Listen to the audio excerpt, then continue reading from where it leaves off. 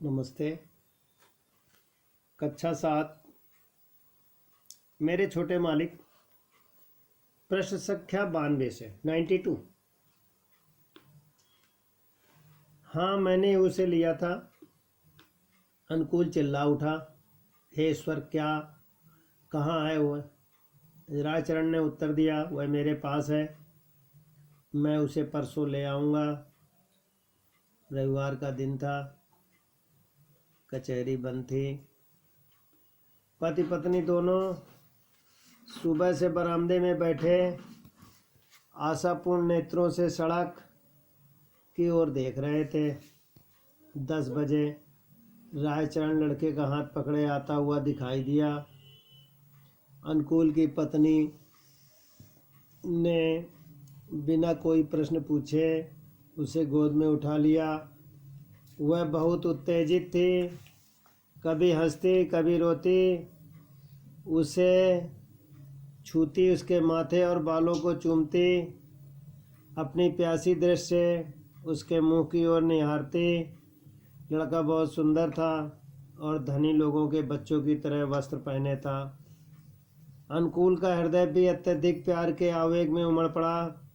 फिर भी उसके भीतर का मजिस्ट्रेट पूछ बैठा, क्या तुम्हारे पास कोई प्रमाण है कि ये मेरा ही पुत्र है?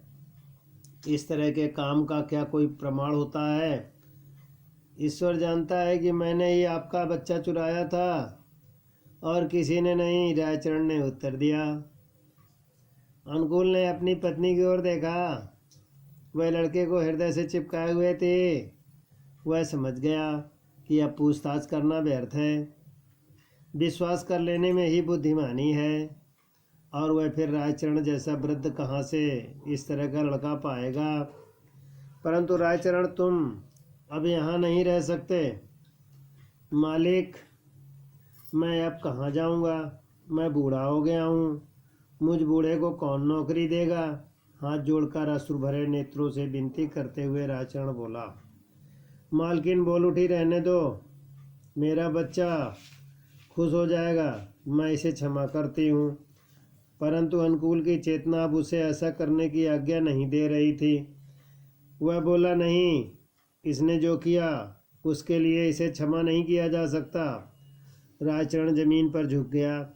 उसने अनुकूल के पांव पकड़ लिए और बोला, मालिक, वह मैं नहीं था जिसने ऐसा किया, वह तो ईश्वर था। रामचरण द्वारा ईश्वर पर अपना अपराध मढ़ते हुए देख अनुकूल बिल्कुल बौखला गया। बोला, नहीं, मैं तुम्हें अपने यहाँ नहीं रखूँगा। तुमने धोखा दिया है, अब तुम्हारा विश्वास नहीं किया जा सकता। रायचरण उठ खड़ा हुआ, बस इतना ही कह पाया, ईश्वर की मर्जी ही ऐसी थी, मैंने कुछ नहीं किया। फिर किसने किया? अनुकूल ने पूछा। रायचरण बोला, मेरे भाग्य ने।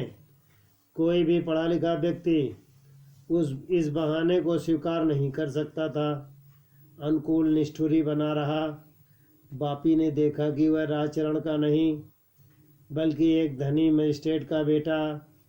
यह जानकर वह क्रोधित हुआ कि इतने समय तक रायचरण ने उसे धोखे में रखा, किंतु फिर उदारता से बोला, पिताजी, इन्हें क्षमा कर दीजिए। आप इन्हें अपने पास नहीं रखना चाहते तो न सही, लेकिन इन्हें थोड़ी सी मासिक पेंशन दे दीजिए। यह सुनकर रायचरण के मुंह से एक शब्द भी न निकला।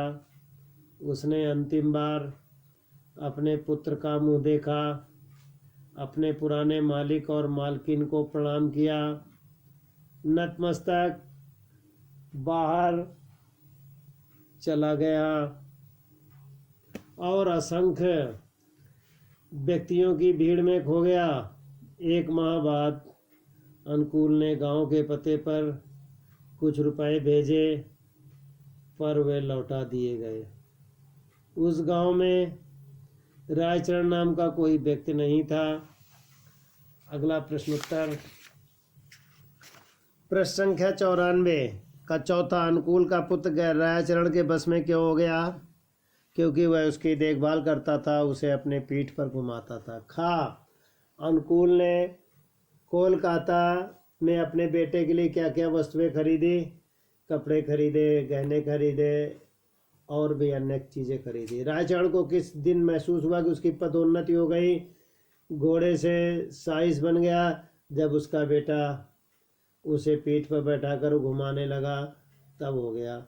विद्यार्थी प्रश्नोत्तर लिखेंगे। घाव रंगा, पृष्ठ संख्या 95 का स्वयं लिखेंगे।